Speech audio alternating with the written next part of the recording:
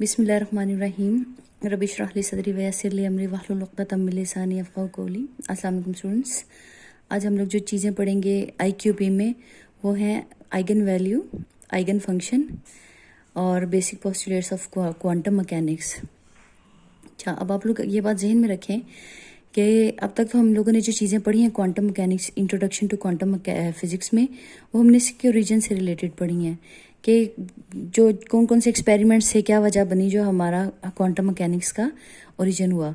तो अब चीज़ें थोड़ी सी जो है ना वो कॉम्प्लिकेटेड होंगी आपके लिए, तो मेरी पूरी कोशिश होगी इंशाल्लाह कि मैं आसान करके बिल्कुल आप लोगों को वो चीज़ें समझाऊं। तो लेकिन ये थोड़ी सी आप लोगों को ज़्यादा मेहनत करनी पड़ेगी। अब तक आप लोगों ने जो चीज़ें पढ़ी हैं वो तकरीबन यूँ समझे कि रिपीट की हैं आपने पहली पढ़ी हुई चीज़ें। चलें शुरू करते हैं। सबसे पहला हमारा है आइगन वैल्यू। तो ये देखते हैं कि आइगन वैल्यू क्या होती है, आइगन फंक्शन और ऑपरेटर क्या होते हैं। ऑपरेटर्स का तो आपको पता है कि वो किसी फंक्शन पे ऑपरेट होते हैं और उसके बाद कोई ख़ास वैल्यू आपको देते हैं। मसलन फ़र्ज़ करें मैं आपको कहती हूँ कि d/dx जो है ये एक ऑपरेटर है। इसी तरह इंटीग्रेशन वगैरह है तो वो भी कोई ऑपरेटर है। तो ये आइगन ऑपरेटर, आइगन वैल्यू, ये फंक्शन इस तरह से डिफरेंट हैं कि अगर कोई ऑपरेटर आप किसी उस फंक्शन के ऊपर लगाएं, अगर कोई ऑपरेटर जो है किसी फंक्शन के ऊपर ऑपरेट करें, तो अगर आपके पास वही फंक्शन दोबारा आ जाए, ठीक है, और उसके साथ कोई और वैल्यू मल्टीप्लाई होकर आ रही हो, लेकिन ओरिजिनल जो फंक्शन है आपका वो भी आपके पास आ रहा हो, तो ऐसे जो फंक्शन होता है, ऐसे फंक्शन को आइगन फंक्शन कहते हैं। अब एक एग्जांपल देखते हैं। मसलन ये मैं आपको कहती हूँ कि d/dx है, तो इसको मैं इस फंक्शन पे ऑपरेट करती हूँ e⁻k पे, ठीक है। ये क्या है, आपका फंक्शन है और ये ऑपरेटर है, ठीक है, और ये है ऑपरेटर। अब ये ऑपरेटर इस फंक्शन पे ऑपरेट किया आपने, तो आपके पास क्या आया, e⁻kx, जब आप इसकी डिफ्रेंसिएशन करते हैं और साथ आपके पास इसकी डिफ्रेंसिएशन k आ जाती है, तो ये आपके पास क्या k, वही फंक्शन आपके पास आया और वो किसी वैल्यू के साथ, किसी कांस्टेंट के साथ मल्टीप्लाई हो रहा था। तो इस तरह के फंक्शन को जिस पे आप कोई ऑपरेट करें, ऑपरेशन उस पे करें और आपके पास उसकी ओरिजिनल वैल्यू इनटू उसके साथ कोई और वैल्यू आ जाए, तो ऐसे फंक्शन को आप आइगन फंक्शन कहते हैं। बिल्कुल आसान सी बात थी, ठीक है। इस फंक्शन को आइगन फंक्शन कहेंगे और ये जो वैल्यू इसके साथ मल्टीप्लाई होकर आ रही है इसको आप कहेंगे आइगन वैल्यू। ठीक हो गया। तो ये छोटी सी ये आपके लिए डेफिनेशन थी। अब जो हम देखते हैं basic postulates of quantum mechanics. सबसे पहला पोस्टुलेट जो है हम देखते हैं वो क्या है कि आपका कोई भी सिस्टम, पहला पोस्टुलेट क्वांटम मैकेनिक्स का ये है कि आपका कोई भी system can be totally described by a function that is psi। ठीक है, ये psi क्या है, ये वेव फंक्शन है। अब इसकी डिटेल में जाने से पहले हम लोग थोड़ा सा डिस्कस कर लेते हैं कि इस पैसे पहले पोस्टुलेट का मतलब क्या है। आपने देखा कि हम लोगों ने पहले पढ़ा था डी ब्राय हाइपोथेसिस। डी ब्राय हाइपोथेसिस में उन्होंने कहा था कि कोई भी इलेक्ट्रॉन या कोई एलिमेंट्री पार्टिकल, या हम उसे अब थोड़ा सा चूंकि हम एडवांस होना चाह रहे हैं तो हम कहेंगे क्वांटम ऑब्जेक्ट, क्योंकि अब हम क्वांटम मैकेनिक्स की बात कर रहे हैं तो हम अब इसको क्वांटम ऑब्जेक्ट बुलाएंगे, ठीक है। क्लासिकल मैकेनिक्स में जैसे आप पार्टिकल या बॉडी कहते थे, तो अब यहाँ हम कहेंगे क्वांटम ऑब्जेक्ट, ठीक है। तो क्वांटम मैकेनिक्स में जब कोई क्वांटम ऑब्जेक्ट मूव करता है डी ब्राय हाइपोथेसिस के अकॉर्डिंगली, तो उसके साथ एक वेव एसोसिएटेड होती है, ठीक है। वो वेव बिहेवियर शो करता है, यानी अगर पार्टिकल मूव कर रहा है, अगर वेव आपको पार्टिकल बिहेवियर शो कर रही है तो पार्टिकल भी आपको वेव बिहेवियर शो करता है। ये बात तो हम लोगों ने मान ली कि ठीक है वो वेव बिहेवियर शो करता है, लेकिन किस टाइप की wave, what type of wave, ठीक है ना। ये अगला क्वेश्चन हमारे दिमाग में आता है कि ठीक है वो वेव नेचर शो कर रहा है, लेकिन वो वेव किस तरह की होनी चाहिए, उसकी क्या शक्ल है, वो उसकी डायमेंशंस क्या हैं, ठीक है। तो ये बातें मेंशन करने के लिए पहले तो आप ये देखें कि एक इलेक्ट्रॉन से एसोसिएटेड, मैं छोटी सी आपको बात बता दूं, उसके बाद फिर हम वेव ऑफ फंक्शन के बारे में देखेंगे कि वो क्या है, ठीक है। तो ये बात थी कि जो मूव कर रहा है ना इलेक्ट्रॉन, तो उसके साथ जो वेव एसोसिएटेड है वो स्टेशनरी वेव है, ठीक है। वो आपके दूसरी वो साइनसॉइडल आपने वेव्स पढ़ी हुई है ना, साइन वेव और कोसाइन वेव जो आपने देखी होंगी। ये साइन वेव है तो वो यूं शुरू होती है, कोसाइन वेव है तो कुछ इस तरह से होती है। तो ये उससे डिफरेंट है, यानी एटम से इलेक्ट्रॉन से रिलेटेड जो वेव है वो स्टेशनरी वेव है, ठीक है। मीन्स इट्स लाइक दिस, ठीक है। एक बात। दूसरी बात ये कि जब इलेक्ट्रॉन एक एटम के इसके न्यूक्लियस के गिर्द मूव कर रहा है, ठीक है, ये आपका न्यूक्लियस है, पॉजिटिव चार्ज है, तो इसके इर्द गिर्द इलेक्ट्रॉन मूव कर रहा है, तो वो भी फिर एक वेव बनाएगा। जब हम कहते हैं कि वेव बना रहा है तो फिर वो वेव बनाएगा। तो वेव भी हम कह रहे हैं कि वो स्टेशनरी होगी, तो वो किस तरह की स्टेशनरी वेव, सर्कुलर में वो स्टेशनरी वेव किस तरह बनेगी, और वो स्टेशनरी वेव जो है आपका जो क्वांटाइजेशन का कॉन्सेप्ट है उसको क्लियर करती है। क्वांटाइजेशन क्लियर करती है। कैसे, मैं फर्ज कर लेती हूँ कि n इज इक्वल टू 3 है, ठीक है। 1 में ज़रा बनाना थोड़ा मुश्किल होता है, तो मैं ऑर्बिट जो है वो 3 वाला ऑर्बिट लेती हूँ। तो इसके अकॉर्डिंगली, क्वांटम मैकेनिक्स के अकॉर्डिंगली, इसने जो वेव बनानी है, यहाँ पे इलेक्ट्रॉन ने मूव करना है तो वेव बनाएगा वो, तो उसका लैम्डा होगा 3, ठीक है। उसकी वेवलेंथ जो है, खैर 3 तो नहीं होगा, मतलब वो 3 वेव्स बनाएगा, ठीक है। अगर आपका n जो है वो 4 है तो कितनी वेव्स बनेंगी, 4। अब देखें सर्कुलर में कैसे, मैं इसको एक ज़रा सा बना के आपको बताती हूँ।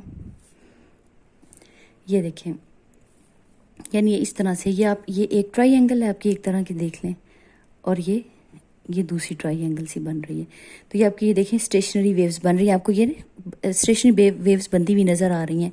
ये कितनी वेव्स हैं आप ये देखें, ये एक वेव है आपकी, ये आपकी सेकंड वेव है, और ये आपकी तीसरी वेव है। इसका मतलब है n इज इक्वल टू 3 में आपकी 3 वेव्स बन रही हैं।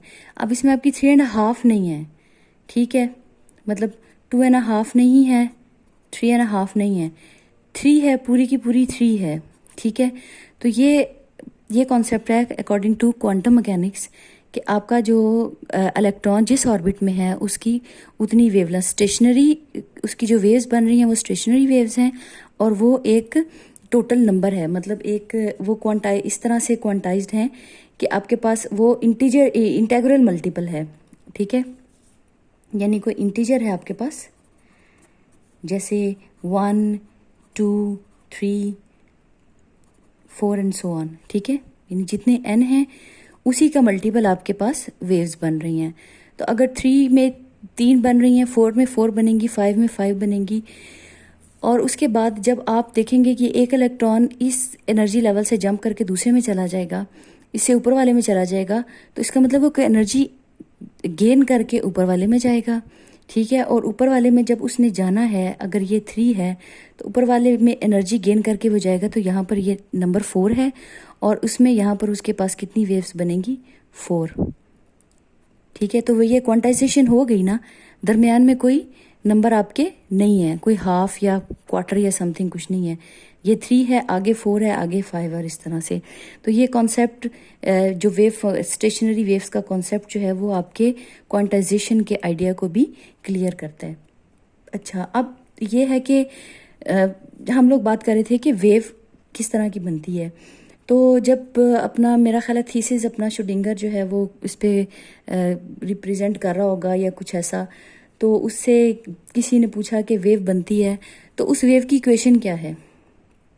ठीक है ना, जो भी आपने अब तक वेव्स पढ़ी हैं सिंपल क्लासिकल वगैरह में, तो आपने मुझसे रिलेटेड कोई इक्वेशन भी देखी है। ठीक है ना, तो वेव इक्वेशन कोई इक्वेशन ऐसी होती है जो वेव्स को तो जो है वो फुली रिप्रेजेंट करती है या उसको फुली एक्सप्लेन करती है। ठीक है, तो इसी तरह इससे क्वांटम ऑब्जेक्ट से रिलेटेड जो वेव है उसको भी एक्सप्लेन करने के लिए हमें एक इक्वेशन चाहिए थी, और वो इक्वेशन आपको दी थी श्रोडिंगर ने, और उसका नाम है, उसको हम कहते हैं श्रोडिंगर वेव इक्वेशन। यूँ समझ लें कि ये आपके क्वांटम मैकेनिक्स की रीढ़ की हड्डी है, ये श्रोडिंगर वेव इक्वेशन। और ये यूँ कह लें कि ये मैथमेटिकल फॉर्म है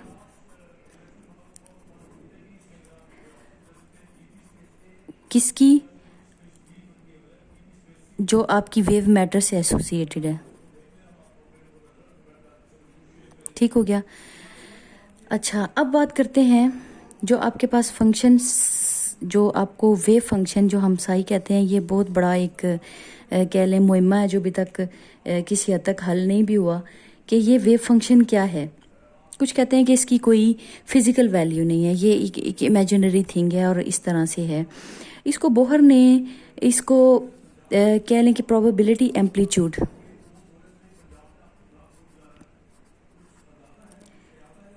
कहा था। यानी ये आपको एम्पलीट्यूड की प्रोबेबिलिटी बताता है कि कहाँ पे एम्पलीट्यूड कितना हो सकता है। तो नॉर्मली इसको कोई डिफाइन, ये खुद से कोई इसकी ख़ास डेफिनेशन नहीं है, लेकिन इसको यूज़ करके हम एक क्वांटम ऑब्जेक्ट से रिलेटेड सारी इंफॉर्मेशन जो है वो ले सकते हैं। उसकी एनर्जी हम निकालनी हो, हमें वेव फंक्शन चाहिए। उसकी अगर हमने पोजीशन निकालनी है तो हमें वेव फंक्शन चाहिए, और उसकी अगर हमने वेलोसिटी फाइंड आउट करनी है तो हमें वेव फंक्शन चाहिए। यानी अगर आपके पास अकेली वेव फंक्शन की कोई वैल्यू नहीं है, वेव फंक्शन आपको ये सारी इन्फॉर्मेशन देने के लिए ये आपको ज़रूरी चाहिए होता है। ठीक है, अब हम देखते हैं कि ये सबसे पहले वेव फंक्शन को हम किस शक्ल में यूज़ करते हैं। उससे पहले हम इसकी थोड़ी सी एक आधी और डेफिनेशन थोड़ी सी देख लेते हैं। एक आप ये भी कह सकते हैं, wave function is mathematical description of a quantum object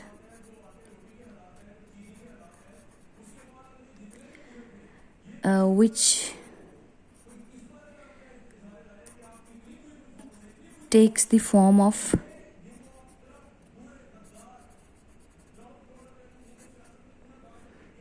wave।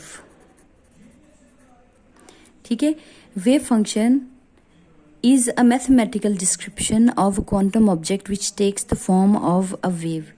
ठीक है, यानी एक क्वांटम ऑब्जेक्ट है जो वेव की फॉर्म में मूव कर रहा है, तो उसको आप डिस्क्राइब करने के लिए वेव फंक्शन को यूज़ करते हैं।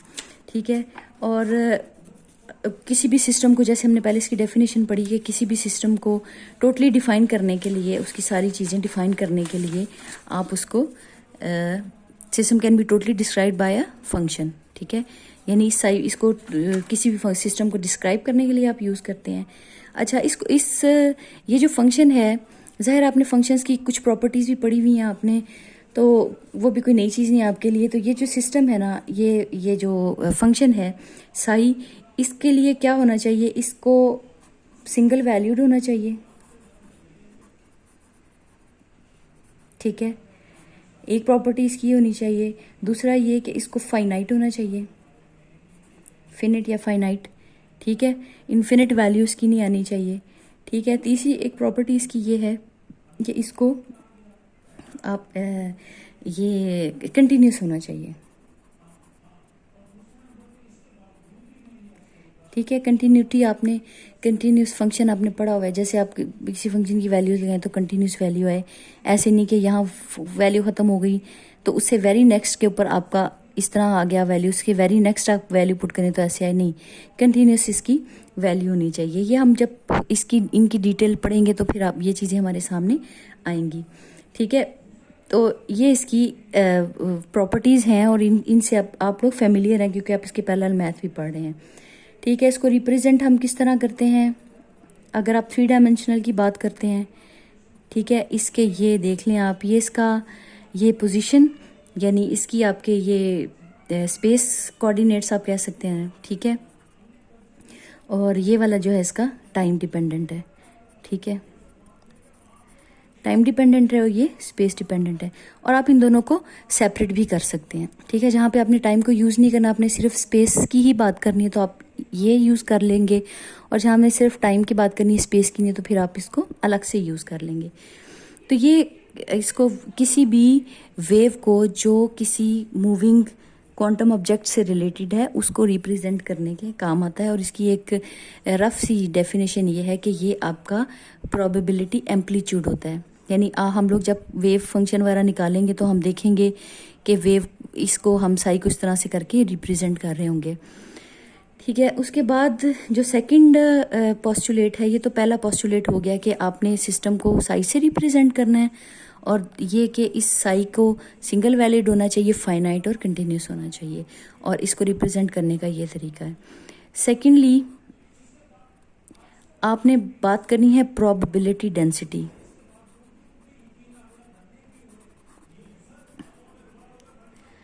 अब हम चूंकि कह रहे हैं कि इसकी वैल्यू जो है इतनी क्लियर नहीं है, या वो हमें ये क्या बता रहा है, तो जो इसके लिए हम लोग थोड़ा सा एक चेंज लाते हैं। हम क्या करते हैं कि अगर ये आपके पास इमेजिनरी नंबर है, ठीक है, कॉम्प्लेक्स नंबर्स आपने पढ़े हैं, तो हम इसका कॉन्जुगेट लेते हैं। ठीक है, कॉन्जुगेट आपको पता है ना कि जहाँ पे आपके पास आयोटा हो वहाँ पे माइनस आयोटा कर देते हैं। इसका कॉन्जुगेट लिया, इसकी ओरिजिनल वैल्यू ली, जब आपने इसको मल्टीप्लाई किया तो ये आपको पता है, जब आपने कॉम्प्लेक्स नंबर्स पढ़े थे तो आपको पता है कि अगर ये नेगेटिव वैल्यू हो या कुछ भी हो तो ये पॉजिटिव हो जाता है दूसरा, और इसका इस तरह से स्क्वायर आ जाता है। ये बात भी आप लोगों ने पढ़ी है, इसकी मैग्नीट्यूड का स्क्वायर आ जाता है, चाहे ये नेगेटिव में हो चाहे पॉजिटिव में हो। आपकी ये वाली वैल्यू जो स्क्वायर की वैल्यू है उसके कॉन्जुगेट से मल्टीप्लाई करके आपके पास स्क्वायर आता है, और वो आपके पास एक पॉजिटिव वैल्यू होती है। ठीक है, जब पॉजिटिव वैल्यू आपके पास आ गई तो वो फिर चीज़ें कॉम्प्लिकेटेड नहीं रहती। तो प्रोबेबिलिटी डेंसिटी जो है ये असल में क्या है, probability of finding an electron in a region or certain region। ठीक है, किसी भी रीजन में आपने इलेक्ट्रॉन को ढूंढना है। ठीक है, तो हम लोगों ने अनसर्टेनिटी प्रिंसिपल आपने देखा था पहले कि आपने इलेक्ट्रॉन की पोजीशन को और उसके मोमेंटम को at a time find out करना इतना आसान काम नहीं है। ठीक है, अब ये फ़र्ज़ करें कि ये एक बॉक्स है 3 डायमेंशनल, इसके अंदर हमने इलेक्ट्रॉन को इसके अंदर डाल दिया। ठीक है, और इलेक्ट्रॉन मुसलसल मूव कर रहा है, कभी वो किधर है, कभी कहीं है, कभी कहीं है। हम कोई स्पेसिफिक रीजन की बात करते हैं, हमने यहाँ पे उसके पाए जाने की प्रोबेबिलिटी किसी भी ख़ास टाइम पे इस जगह पे पाए जाने की प्रोबेबिलिटी अगर हमने निकालनी है तो उसके लिए हम उसका वेव फंक्शन फाइंड आउट करेंगे और उसको उसकी कॉन्जुगेट से मल्टीप्लाई करके इस तरह से ये निकाल लेंगे। और प्रोबेबिलिटी भी अगर आप लोगों ने पढ़ी हुई है थोड़ी सी स्टैटिस्टिकल मैकेनिक्स, तो उसमें आपको पता है कि प्रोबेबिलिटी की मैक्सिमम वैल्यू जो है कितनी होती है, वो 1 होती है। ठीक है, ठीक है, प्रोबेबिलिटी की मैक्सिमम वैल्यू जो है वो 1 होती है। अच्छा, ये तो इस छोटी सी जगह पे पाए जाने की है। इसको मैं इस तरह से लिख सकती हूँ dx dy, ये अगर मैं ये 3 डायमेंशन की बात कर रही हूँ। ठीक है, ये वॉल्यूम, इस वॉल्यूम में dx dy dz में इसकी पाए जाने की प्रोबेबिलिटी, ठीक है, यानी ये dv है ना, ये आपका dv है। तो प्रोबेबिलिटी ऑफ फाइंडिंग इलेक्ट्रॉन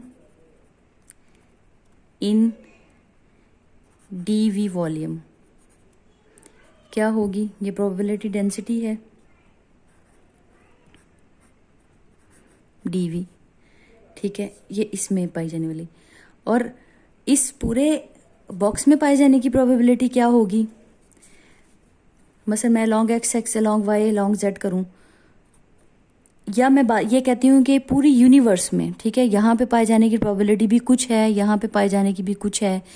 आप एक कमरे में बात कर लेते हैं तो उस कमरे में भी पाए जाने की प्रोबेबिलिटी कुछ है, कोई वैल्यू उसकी आएगी। अगर मैं कहूँ कि इस इलेक्ट्रॉन की पूरी यूनिवर्स में पाए जाने की प्रोबेबिलिटी क्या है, पूरी यूनिवर्स में तो हर हाल में उसके पाए जाने की प्रोबेबिलिटी है, कहीं ना कहीं तो वो होगा। तो फिर पूरी यूनिवर्स में उसकी प्रोबेबिलिटी क्या होनी चाहिए? मैक्सिमम, ठीक है। यहाँ पे प्रोबेबिलिटी कम है, ठीक है, यहाँ पाए जाने की प्रोबेबिलिटी भी कुछ कम है, ज़रूरी नहीं कि हो, ज़रूरी नहीं कि ना हो, लेकिन पूरी यूनिवर्स में तो पाए जाने की प्रोबेबिलिटी मैक्सिमम है ना कहीं तो वो होगा। तो मैं पूरी यूनिवर्स की प्रोबेबिलिटी के लिए मैं ये लिखती हूँ -∞ टू +∞, ठीक है, साई स्क्वायर, और वो किसके इक्वल होगी? 1 के। तो ये है प्रोबेबिलिटी डेंसिटी कि आपने किसी भी इलेक्ट्रॉन के किसी रीजन में पाए जाने की प्रोबेबिलिटी, इम्कान अगर जो निकालना है तो उसके लिए आप ये साइज, ये जो है आपका वेव फंक्शन, उसका आप स्क्वायर लेंगे। इसको आसान करते हैं। अगर मेरे पास एक 1 डायमेंशनल बॉक्स है, ठीक है, 1 डायमेंशनल है, वो x1 से लेके x2 तक है, तो फिर मैं प्रोबेबिलिटी डेंसिटी क्या लिख सकती हूँ? इस 1 डायमेंशनल बॉक्स में उसके पाए जाने की x1 से लेके x2 साइज स्क्वायर dx, ठीक है।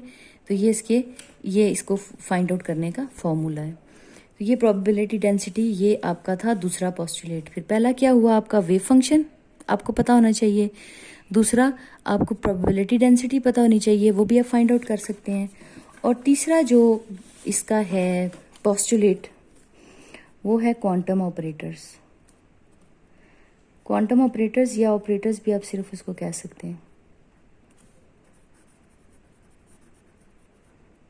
ठीक है। देखें, जैसे आपने क्लासिकल मैकेनिक्स में चीज़ें पढ़ी हुई हैं ना, मोमेंटम पढ़ा हुआ है, ठीक है, वेलोसिटी पढ़ी हुई है, एनर्जी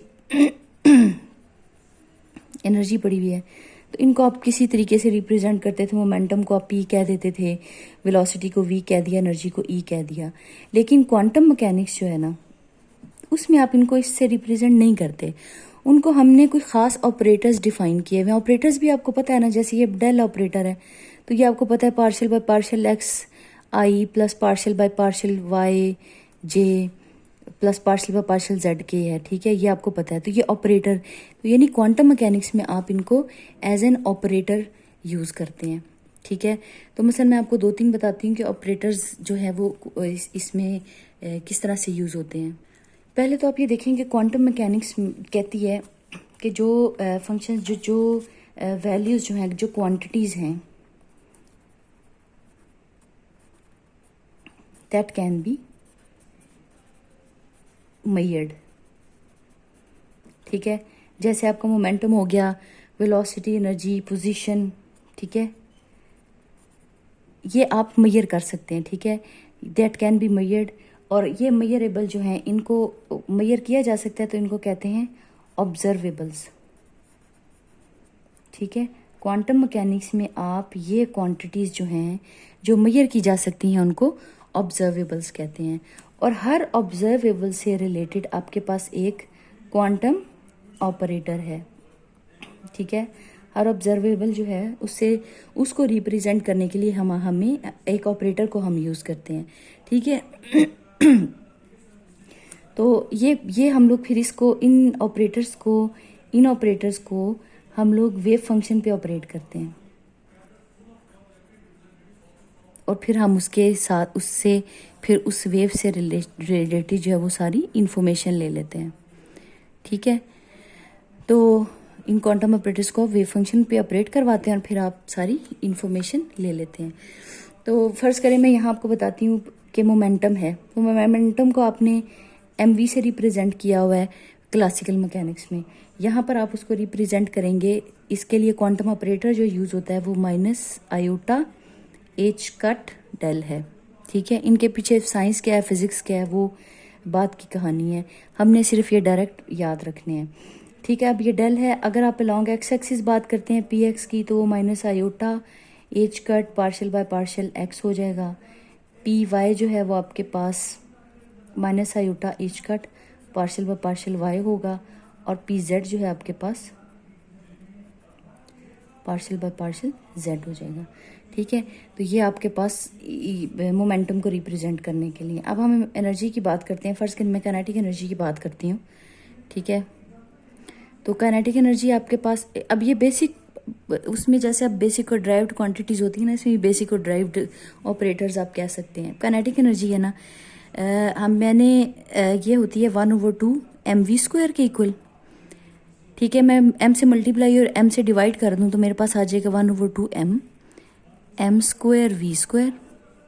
तो ये क्या है आपके पास p², तो ये हो जाएगा 1/2 m p²। ठीक है, तो p का हमें पता है, ये क्वांटम ऑपरेटर है, तो काइनेटिक एनर्जी का क्वांटम ऑपरेटर क्या बना आपके पास 1/2 m minus iota H cut del square. ठीक है, यानी p का स्क्वायर आपके पास, ये डेल का आप निकालें, यानी ये डेल ऑपरेटर अगर आपके पास है पार्शियल पार्शियल एक्स आई प्लस पार्शियल पार्शियल वाई जे पर, जब आप डेल डॉट डेल करेंगे तो आपके पास आ जाएगा डेल स्क्वायर। ठीक है, ये चीज़ें आपको पता हैं। तो ये आपके पास आ गया, ये माइनस आयोटा का भी स्क्वायर होगा ना, तो ये आपके पास आ जाएगा -1/2 m h cut square del square. तो ये आपके पास काइनेटिक एनर्जी का ऑपरेटर आ गया। तो इस तरह से, यानी ऑपरेटर मीन कि जब आपने क्वांटम मैकेनिक्स में काइनेटिक एनर्जी लिखनी है तो आपने ये लिखना है 1/2 mv² नहीं लिखना। ठीक है, तो ये है आपके पास क्वांटम ऑपरेटर्स। तो ये बिल्कुल बेसिक समझे हमने, आज डेफिनेशंस की हैं, ये 3 पोस्टुलेट्स किए हैं हमने, क्वांटम ऑपरेटर, वेव फंक्शन और प्रोबेबिलिटी डेंसिटी। तो ये बेसिक चीज़ें हैं, यूँ समझें कि आप इनको ज़रा पक्का कर लें तो ये बार बार आपके इसमें क्वांटम मैकेनिक्स में यूज़ होंगी।